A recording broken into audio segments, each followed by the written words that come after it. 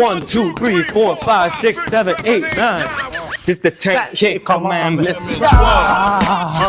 Alright guys, so I've been in this game for a little bit over 10 years. I've seen some of the best fighters in the world. I've trained with them, seen them fight, and basically I created this video because I wanted to create like a step-by-step manual on how to maximize your growth as an athlete. Me, myself, I'm still on the way up. I'm not where I want to be. I always want to keep my goals and my dreams as high as possible. But what I wanted to do today is share some tips, share some commandments, right? That is going to help you improve your game and without wasting no time. All right, so rule numero uno, never let them know your next move. Before you kick, you never want to telegraph or change your stance to give away what you're trying to do, right? So for example, if I'm trying to do a back kick, I see a lot of fighters before they do the back kick, this back leg, right? It starts drifting off to the side and they bounce it like this, especially when they beginning off, right? And then again, if I want to kick a front leg, of course, if I shorten the stance, it's easier for me, but I gotta find a way to disguise that with motion, right? Maybe a motion and then I just move my back leg and then I could kick it easy, right? But I don't want to just be standing there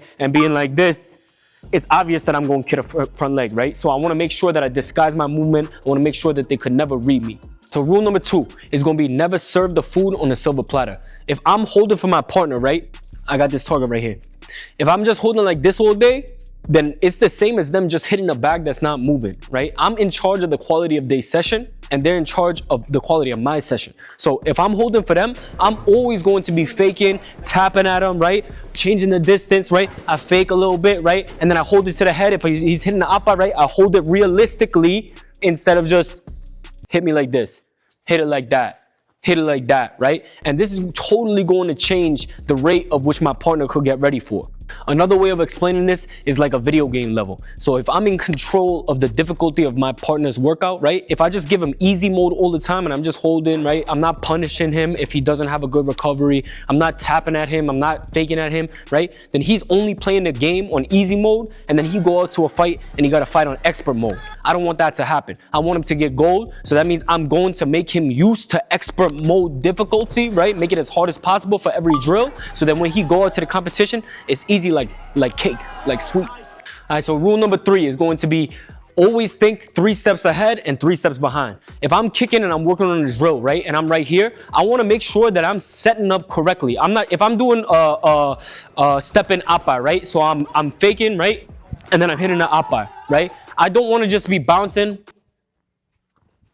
bouncing, right? Yeah, I'm getting my reps in, but am I really keeping it realistic? If I want to set up something like that, right, they got to be used to me faking. They got to be used to me changing the distance, right? So maybe sometimes, right, I fake that I'm going in. Maybe sometimes I take 2, 3 steps in, out, right, set it up, and then boom, I hit it. And then afterwards as well, the 3 steps behind. I've got to be thinking about after. What am I doing? After, boom, am I kicking? And then I just walk back to my space. I just, chilling. I just go, right? Yeah, that's okay in training. If you're just trying to be casual, if you're just trying to be regular. But if you go out to competition, you go boom, boom, because it's a habit. And then you're gonna get knocked. You're gonna get clipped with a shot, right? So before I'm setting it up, right? I'm keeping it realistic, right? I'm chasing the distance. I hit the shot, and then I'm recovering well. I'm always staying ready and keeping it realistic all times. Rule number 4, the turtle beats the hare every single time. And what I mean about that is consistency. So the turtle, right? It is slow. It might be slow, but it keep up walking all the way until the finish line, and it eventually gets there faster than the hare who just runs there and then they chilling. Runs there and then they chilling. Same thing in training, right? The difference between a fighter that the coach, he say, all right, ready, 10 reps, ready, go, and they go, ha, ha, ha, ha. And then they relax for the rest of the drill until everyone else is finished, compared to the person who takes way longer than everyone else. They bounce and they want to create it as realistic as possible, right? They throw the shot, but then they still follow up afterwards, pull out, right? Maybe they change the distance, switch stance, right? Check distance, right? Maybe they do a different technique to set it up, and then they score, boom, right? So they take in 10, maybe if they do 10 reps, maybe it takes them longer to do that 10 reps than everyone else. Maybe they finish early even, but they do another 10 reps. They do 20 reps, right? So even if it's taking them longer, if they keep in perfect form every single time, if they setting up, recovering every single time perfectly, then the difference between them and a fighter who just do it to fill up the reps is huge.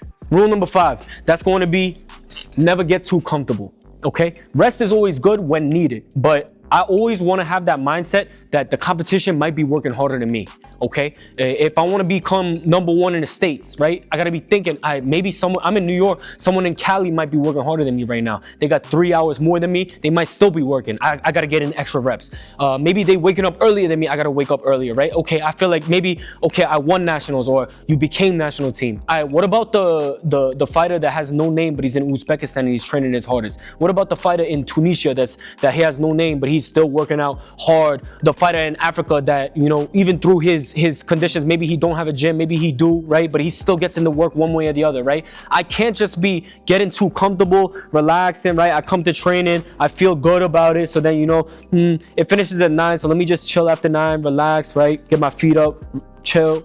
No, this is what leads, even if you good, to someone catching up to you. And if you not the top, at least in your weight category, in your little pond, if you're not at the top, then you shouldn't even think about getting comfortable. But if you are, you got to be thinking about not the pond, but you got to be thinking about the sea. That's why we never want to get too comfortable. Rule number 6, walk a mile in their shoes, all right? So when you're getting ready for a competition, you want to see if you could replicate the opponents that you're going to be fighting to a T. So if you got a partner that's around the same height, same size, same age, right, same style, you want to try and have them replicate the style of the fighters that you're going to be going up against. If you have someone that, you know, isn't the tallest, but you're going to fight a taller fighter, right, show them the style, show a video of them and be like, hey, I'm going to fight this guy. Can you replicate this as much as possible to me? I know you fight with your right leg in front, but can you switch it up and fight left leg in front today just so I could get some more reps in? You want to get thinking about, okay, how are they going to be fighting me against during the competition? How are they going to be, you know, how is it going to feel in the ring? How is their length going to feel? How is their best kick is going to feel? They have a good back kick, so let me tell my partner, give me that back kick so I can work on evading it, juke, bam, bam, I hit 2 on the inside, something like this. So then that way I'm not just coming up to the ring and just winging it. I want to come prepared. I want to come knowing you're going to kick a back kick, and I know you want to kick a back kick, and I know before you know you want to kick the back kick. Rule number 7 is the devil's in the details, all right? So me as a holder or as a kicker, right? We always got to be thinking about the minute details. I love if I'm coming into a training session and I feel like if I'm working with a partner, oh nah, I feel like maybe they might block this way if I do it in a competition, or they might lean back that way. Then I love to tell the partner, oh, yo, could you actually, instead of just holding it there, when I kick, could you turn your shoulder and spin out? So then I have to follow and track all the way through and then follow your body. And if you're not ready, I could work on throwing a second shot. Then that translates into competition. So again, right? Devil in the details. If I'm holding like this all day, then they only ever going to be able to kick like this. But if I hold it like this at a diagonal angle and I drop back and I try to lean, right? They're gonna have to work on extending through every time. Same thing if I'm holding like a cut, right? Me holding, of course, if I pop it out like this, give them some resistance, that's good. But if I just hold it like this, right? Or I hold it like this, right? It's okay, but I would rather I keep it like this, double stacked, keep it on that back flank or that side where I'm trying to, with the other person trying to score, and really give them some resistance so then they could keep it as realistic as possible for their kicking, and then me as well, right? If I know that they're going to be aiming for this side every time, the more times I hold for them, the more times I'm able to look at their exact extension, their exact line of the kick when they go and hit that paddle. So then they come out in competition and I see that line of kick, I know how the chamber looks when it's coming, and then boom, I stuff it. Or boom, I step to the side. Or boom, I pull out and shut it down. Rule number 8, habits will make you or break you. So depending if it's a good habit or a bad habit, that could change the course of your whole career. And then I'm gonna explain right now. If you got a good habit, right? You come and you activate your whole body before every training session. You feel like you're not flexible in the left hip as the right, so you work on the mobility and flexibility. You feel like after the training session, you feel like your cut wasn't coming out at the right angle, or the back leg wasn't coming out at the right angle, so you get in 20, 30 reps, 100 reps after the regular session just to work on what you need, what you feel like you lacking in. That's going to translate 1%. If you just gain 1% of growth every single day for a year, at the end of the year, you're gonna end up 37 times better. It's been proven. Check up Atomic Habits, right? But if you become 1% worse every single day, at the end of the year, you'll go to 0. So it's crazy the effect that, you know, small little habits have. If you pull up to training 10 minutes late, 20 minutes late, 30 minutes late, and you know, you skipping the warm-up, you skipping the regular kicks, you skipping the basic kicks, and you just go straight into sparring every time. And then, you know, you finish the training. As soon as the training finishes, right? Thank you, coach. Thank you, guys. And I'm out.